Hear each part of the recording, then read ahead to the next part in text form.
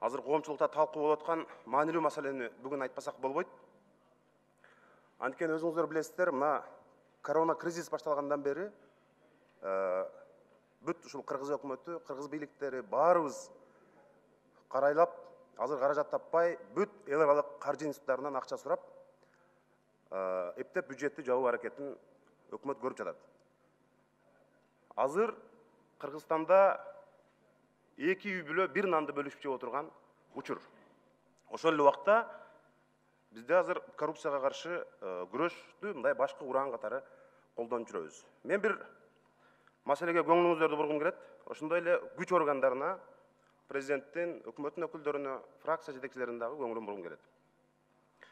Мындан бир аз убакыт мурун мамлекеттик байланыш агенттигинин мурдагы жетекчиси Черногубова камалды. Коррупциялык ири ишке шектелип.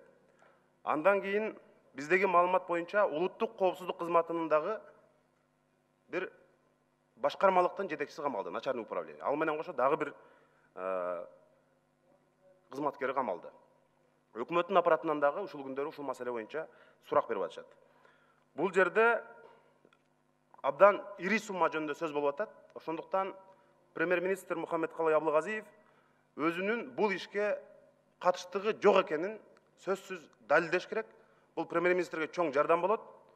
Эгерде катыштыгы болсо, ал түздөн түз тез арада жооп бериши керек. Буга чейин билесиңер, мына Ала ТВ деген болгон, ал жакында 200 мегагерц өзүнүн жыштыгы менен кошо Билайнга сатылган. Куплю продажада келишим болгон. Бирок ошол Ала ТВ ал телевизионный кабелге гана ыңгайлашкан. Ал жерде жыштык телевидение үчүн гана. Бирок мына ошону Ала ТВ Билайнга 1 миллион 800 миң долларга сатып атат. Билайн биздин мамлекеттик байланыш агенттиги аркылуу жакында ошол 200 мегагерц жыштыгы менен кошо телевидениеге деп багытталган жыштыкты 4G ушул сотовый операторунан интернетке тууралап аны переоформление жасады. Эми ушул жерде чоң маселе болуп атат.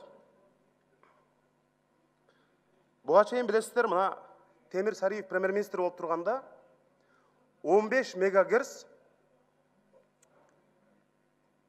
1 миллиард 500 миң сомго сатылган. Долларга айлантканда бир 25 миллион долларга сатылган. Аукцион менен, конкурс менен.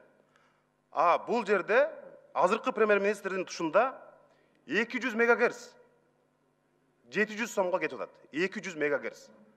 15 мегагерц 25 миллион долларга сатылып атат.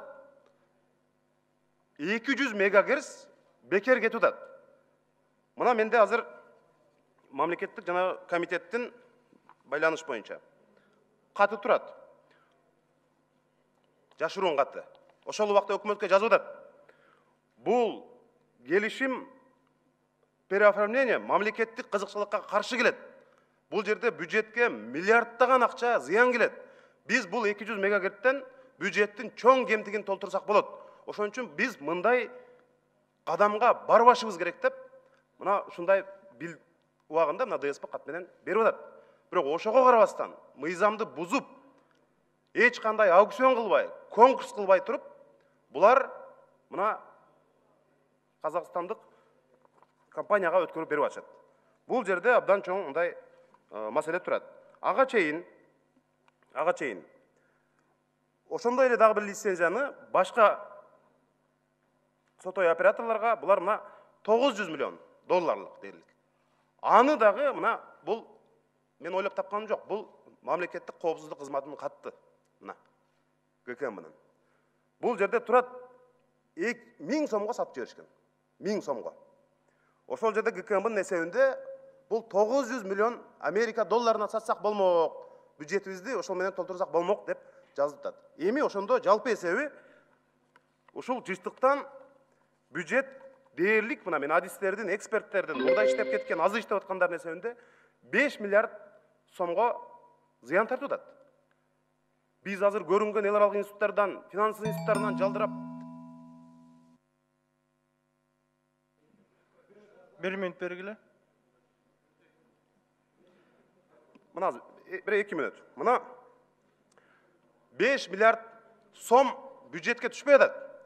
Эми ушундай иштер адистердин айтымында ошол эле жетекчилердин мага берген маалыматында бизде мекенчил патриот жигиттер кыздар бар экен. Өздөрү кызматта турса дагы мындай күйүп мамлекетке. Биз айта албайбыз. Ошону сага ишенип берип атабыз. Сен айтпасаң болбойт деп азыр ыйлап атышат. Премьер-министрдин уруксаты жок, бул болбойт. Ошондуктан бүгүндөн калбай күч органдары буга катуу киришип, өкмөт башчы бул кылмышка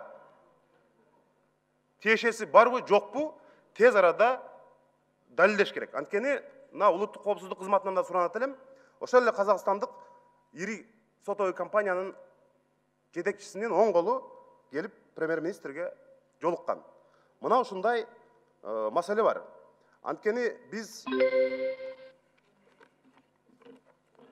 мен айтат элем, урматтуу депутаттар, урматтуу күч органдары, тилекке каршы убактын бүтүп баратат. Мына бул Дастан 30 секунд.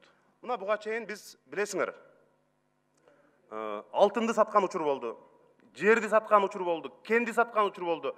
Бирок азыр биздин мына биз дем алып аткан абаны сатып акча жасагандар азыркы өкмөттүн тушунда пайда болду. Азыр улуттук коопсуздук кызматында 4 адам ушул боюнча абакта жатат, тергөө абагында. Муну адилеттүү тергөөнү жасап, мына урматтуу фракция жетекчилери, урматтуу парламент, мына биз тандаган өкмөттүн кадамына мындай бир жоопкерчиликти берүү бул биздин колубузда турат. Калган сөз сиздерде. Рахмат.